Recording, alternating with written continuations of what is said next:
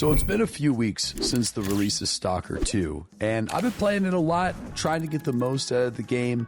Obviously, it's not really been the best game launch experience out there. There's certainly been some better contenders, especially in 2024. But what makes it really hard for people to review a game or give their thoughts and opinions is whenever there's lots of amazing things that a game does well. Like, for example, in Stalker 2, the environment, especially when you dial in your graphics as best as you possibly can, like I did. For example, DLSS and DLAA doesn't really work well for my machine, but TSR makes the game look absolutely amazing. And when you're walking through the environment, that like post-apocalyptic, like post-radioactive mutant world, and the storm and the wind starts to come in, or the skybox is there and the sun's rising or it's setting over a swamp and it's hitting the water and you see some mutants or some people that are walking in the distance.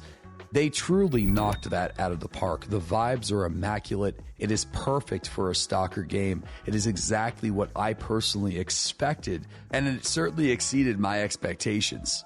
But then at the same time, whenever you start to notice that there's a large number of enemies or allies or people that you run into the world that are essentially reusing the exact same face texture, it really starts to take you back out of that experience. And you're like, I'm pretty sure I seen you like a few minutes ago down the road wearing different body armor, and you're just kind of scratching your head. Sometimes it can be pretty funny, but you know what I mean? It just seems like there's a huge dichotomy when it comes to the level of quality that was given to the game. And the same could be said about the mutants that you run into in the environment. A lot of the mutants, at least for me on veteran difficulty, were greatly overtuned when it came to their health pools. And there's certainly plenty of mods out there that can resolve that. And I've been personally using them and it's been great. It doesn't necessarily make the game more difficult. It just means instead of using 70 rounds to kill a mutant, you need to use 300 rounds to kill a mutant with the exact same strategy.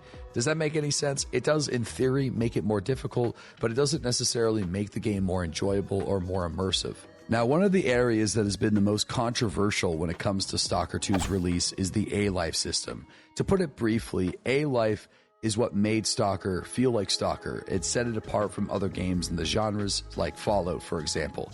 Whenever you're in the world, there's other factions, groups, bandits, people traveling around the environment, and they're just living their own life, and that results in getting attacked by random mutants, having faction versus faction content, people that are warring with each other, and sometimes it could be as crazy as accepting a mission in a village, and then another group of bandits completed that for you because they're just living in the world and they so happen to kill the same group of fleshes that you were just tasked to eliminate.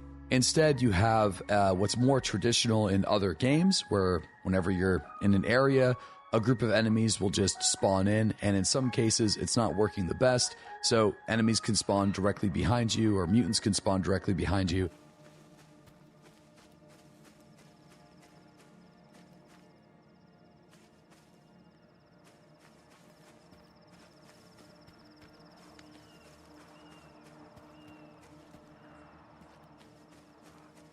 Everyone stay put. And instead of like slowly moving through the world and like scanning for enemies and playing covertly or choosing how you want to encounter the zone, the game sort of forces you into this, like, you're always going to have enemies spawning around you, or you're going to be walking through an empty world with nothing really interesting happening at all. Now, the developers have already come out on the subreddit and the forums and have talked about the A-Life system not working the way that they wanted to, and obviously they're trying their best to eventually bring a fix to that so players can truly experience Stalker the way they intended. But even if the A-Life system is fixed, the faction versus faction style content that's in Stalker 2 is very different than it was in the past. And I just don't think it's really going to be the same, even whenever the developers bring A-Life back into the fray. That's going to be something that I suspect modders are going to be fine-tuning and bringing to the player base. It just doesn't really fit the tone of Stalker 2 because it doesn't really play like some of the older Stalker games. Like, people are going to hate me for saying this probably, but it kind of feels like a better version of what the Fallout games have been unable to deliver over the last couple of years. And before you get too mad at me, let me explain. Whenever you are jumping into the world of Stalker 2, you are on your main story mission that is highly cinematic and highly rehearsed, but the options that you're given to are vast on how you want to engage with the main story and even the side missions. Whether or not you want to kill somebody intentionally, maybe you accidentally kill them like I did, poor Gloomy, rest in peace. You're given a large variety of choices when it comes to working with Ward or choosing to work with the Stalkers, choosing to work with Noontide. And then when you're in those situations, like, it starts to really splinter off and turn into a tree of possibilities. Maybe you want to work with a doctor that's going to give you various different options on completing a main story quest, or a colonel that's going to be setting you on a more militaristic approach. You're given a wide selection of dialogue choices and outcomes that will ultimately lead you to one of 4 final outcomes, but still, it has actually taken me by surprise, and probably the best part about Stalker 2, in my personal opinion, is the questing. Now, that being said, with all this high praise about the main story mission, up until today, which is November 29th, there were some pretty significant game-breaking bugs in the later part of the game once you get after the circa quest missions, and I'm going to leave it at that because I don't want to spoil it, but for those that know, you know that essentially bricked your ability to continue with the main story. As it pains me to say this, and for some of you guys you'll be happy, but it pains me to say this, we are going to have to wait until the bugs have been fixed to continue our Stalker 2 journey. Now, like I said, for what I've been told, those have been resolved, but it really took the wind out of my sails because one of the best parts of the game, in my opinion, just suddenly ended and was completely broken. And for some of you guys that are playing on the console, that has not actually been resolved. Look at this crazy stuff. I've already killed like 10 of these guys. Oh my god, look how many there are. I think the devs have a problem they need to address.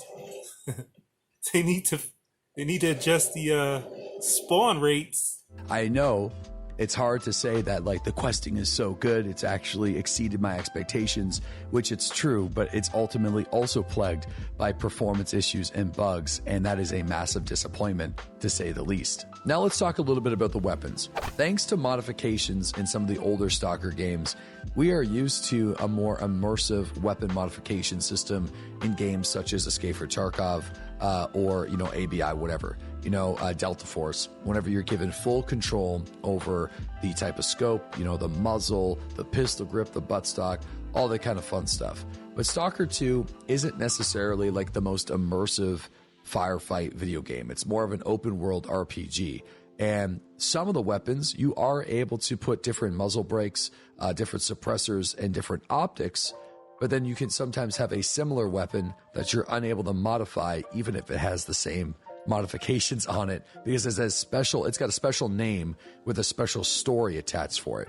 For example, an AKS called the Special that has a PBS4, or a SVD called the Lynx that you get from Noontide, or a special VSS that you can find that's called the Veteran.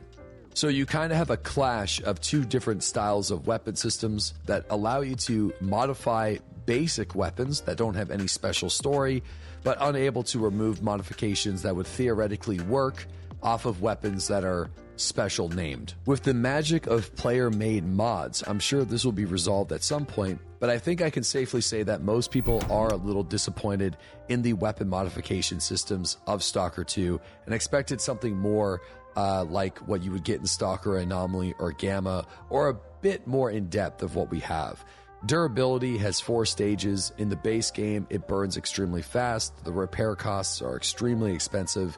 You're not really able to switch out any components of a weapon, and all of the weapons that you find look almost identical to each other. There really isn't much personalization to the guns unless you find one of the special ones that have a story attached to it, like I previously mentioned. Also, most of the weapons are going to be destroyed basically beyond selling There's only a few traders that are in the game that will actually buy completely destroyed guns. But for the most part, if it's under 40% durability, you're not going to be able to sell that weapon at all unless it changes in the future with a patch or you download a mod that adjusts that. I'm sort of on the fence with how this works. I'm really excited when I find a special weapon that has a story attached to it that looks completely awesome, but I'm equally disappointed that I'm unable to take a PSO off of one of my weapons and put it on something else because I situationally need it at the time, especially if I run out of ammo for like 9x39, but I have plenty of 5.45, and I know for a fact that PSO can go on that gun, but the game simply won't let me. In terms of the rest of the looting, for the most part, whenever you loot an enemy, you're going to be consistently getting the exact same thing, like a sausage, a piece of bread, maybe a bottle of water, and then the ammunition that's in the magazine of that weapon. It's extremely rare that you're going to be getting anything cooler than that, and if you do, it will take you by surprise, and it will be kind of awesome, like if you ever get a suit or like a gas mask. But for the most part, hundreds of the enemies you're going to be running into are going to be dropping the exact same thing, and you're going to have so much sausage and bread, it's going to weigh you down, so you're going to have to start selling so much of it. I would say looting enemies in Stalker 2 is one of the bigger disappointments. In my opinion, it's just always really boring, especially whenever you kill some of the mutants. It would have been nice if you could, harvest something from the mutants to get back all that ammunition that you dump into them just to survive, like killing a chimera. You'd think like an ecologist would be interested in some of the pieces of that chimera in order to study it or something, It just seemed like a little, not like a little disappointing or just a little lazy. Now, the one thing that I will say that Stalker 2 has done a really good job on is gathering the artifacts. It is very similar to the other games, almost identical, and that's something that is a core component of the Stalker experience. Going towards these anomalies where artifacts can spawn after a mission, going through a few hoops and hunting those down and try to get lucky to find something that's really powerful that you're able to use. Sadly, up until this point, I have not been able to find a good radiation resistant artifact, so I haven't been playing around too much with the artifacts, but going out there and hunting them is completely standard and what to be expected from the Stalker experience, and something that really didn't need to get changed much at all, right? So they kind of nailed it, but at the same time they should have, right? Now let's talk a little bit about these side missions and the factions. So it was a little confusing at first to recognize whether or not there is any reputation in Stalker 2 or not, but there is. And that reputation can be signified by zooming in on a town that you're working with, and the color of the traders will change based off of if you've done jobs for them. Now, how many jobs you're able to do for them and how many stages of reputation there are, I actually don't know at this point because I didn't want to spoil myself, but it doesn't seem to have that much depth to it, or at least not yet. I did one side mission in one of the towns, and everybody in that village started calling me their favorite customer like I was Tommy Wiseau in the movie Room. It was super weird, but kind of funny at the same time. Ну, привет. Ну, привет. Прикрой меня! Прикрой меня! Ура нахрен! Мужик, ты расслабься. Все там будем. And there was a few extra items that were available for trade, but nothing really significant. And without downloading any mods to rebalance the economy, the rewards for actually doing these missions are not that great, and the repair costs and the fees of all the loot is extremely expensive. I'm sure with today's patch, it definitely helped with the balancing of that, but it still was disappointing at the release. It was extremely difficult to actually do anything in the economy, selling, buying, or repairing. So where am I at with Stalker 2 after 12 minutes into this conversation? I absolutely love the environment. They completely nailed the vibe. I think it's perfection with the graphical style and the vibes running through the zone. It is beautiful. One of the best looking games that I have personally played on my rig. I know that could vary based off of your GPU CPU combo or whether or not you're playing on console, but it is an undeniably beautiful game. The side missions and the missions are awesome with the level of choice that the player has on how they can go about in completing them. The side quests, some of the funny outcomes that you can get yourself into was completely unexpected. However, it does make me extremely sad that there were so many game-breaking bugs in the later stages of the game, especially for people like myself that were really enjoying the main story, only to get to a point where I can't continue with it because of a bug. and those apparently have been fixed. I'm obviously disappointed with the lack of an A-life system. I'm disappointed with the level of weapon modifications and how boring the looting is in the game. It doesn't really reward too much exploration unless you specifically go for stashes in your PDA. Those are always going to have the best loot from what I've experienced. And yeah, it just killing all sorts of these different enemies just doesn't feel rewarding whenever you don't get anything cool from doing it. I'm pretty disappointed with the way the economy and the repair system works without modifications. I feel like it wasn't really balanced very well, and it didn't really reward players from going out and doing side missions to get money or actually doing any looting to bring back supplies. Sometimes you would get a really poor payment for collecting an artifact, but I've still yet to find any cool ecologists to sell those artifacts to, or gotten lucky by getting one that a barman wanted for a payment. So I'm also not super happy with that as well, and it definitely needs a little bit of work. Fighting the mutants has been alright and super intense at times, but more often than not just turns into an ammunition dump fest once you recognize their attack patterns. And although it isn't the weakest part of the game, I feel like this could also use some improvement and will likely be improved with, of course, mods. I didn't even get a chance to talk about stealth in this video, but I'll give you the synopsis. Crouching around with a suppressed pistol and eliminating enemies is super fun, but it is incredibly inconsistent, and sometimes they spot you in the dark 300 meters away, and sometimes they don't. Stabbing people in the back by sneaking around is incredibly OP and kind of immersive, but also can be incredibly janky and strange at times.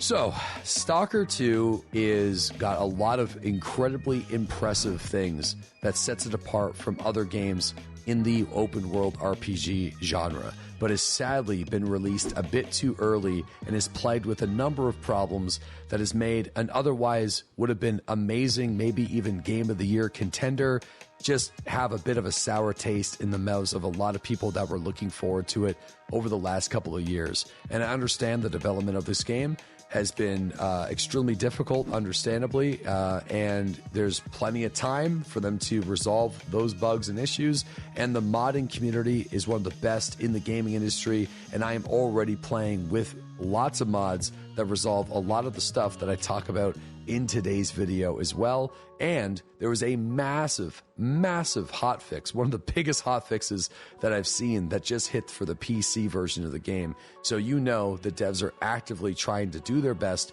to resolve all the problems with their game so they can get the best Stalker experience for the people that purchased and support their products. I don't think Stalker 2 is done at this point. I think we're just getting started with this game. It's probably going to be a long road of content updates, almost like an early access style from here. I know that's not really what people want to hear with a AAA title release, but it's probably going to be true. Expect kind of like a No Man's Sky style from here on out, where the devs are on the back foot, just trying to get that game to the point where they could feel satisfied in what the customer wanted. So, that being said, let me know what you guys think about Stalker 2 in the comment section below. I'm always eager to hear what you guys have to say, whether or not my takes were based or horrible, or there's some good ideas or some bad ideas. Just let me know. And if you enjoyed this conversation, subscribe here on YouTube for some more videos, or check out my live stream Monday through Friday, starting at 7:30 a.m. Eastern Standard Time on Twitch and here on YouTube as well. Thanks again, and I'll catch you guys in the next one.